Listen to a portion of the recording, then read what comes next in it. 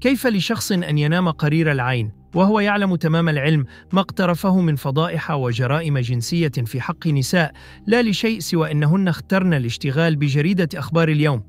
كيف لشخص أن يدعي المظلومية ويلعب دور الضحية من خلال دغدغة مشاعر المغاربة بخطاب التشهير والمس بحياته الخاصة؟ كيف لشخص أن يضع نفسه في منزلة المثقفين ويسمي نفسه سلطان الصحافة ولا يملك أبداً شجاعة الاعتذار للضحايا وللمغاربة الذين شاهدوا مشاهده المقززة؟ كيف لشخص حاول في حواره مع حميد المهداوي استخدام لغة العاطفة عندما تحدث عن أبنائه وهو لم يكلف نفسه عناء تذكر أبناء الضحايا، خاصة يتامى المرحومة أسماء الحلاوي الذي ترك في أسرتها جروحاً لا تندمل؟ ماذا سيخسر إذا قام بتقديم اعتذار لجميع الضحايا واعترف بما اقترفه من أفعال حتى الشيطان يستحي من فعلها؟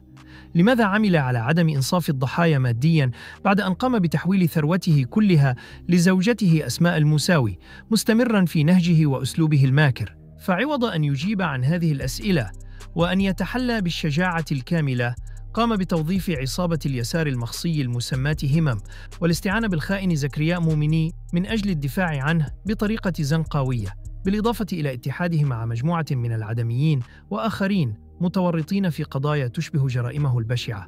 لم أرى في حياتي شيطاناً في صفة إنسان يلبس وشاحاً أحمر ويظهر بوجهه أحمر ليقدم دروساً للمغاربة في مجالات مختلفة. ما خليت يا ودي أبو 20 للشيطان ما يقول، فأنت أستاذه فعلاً.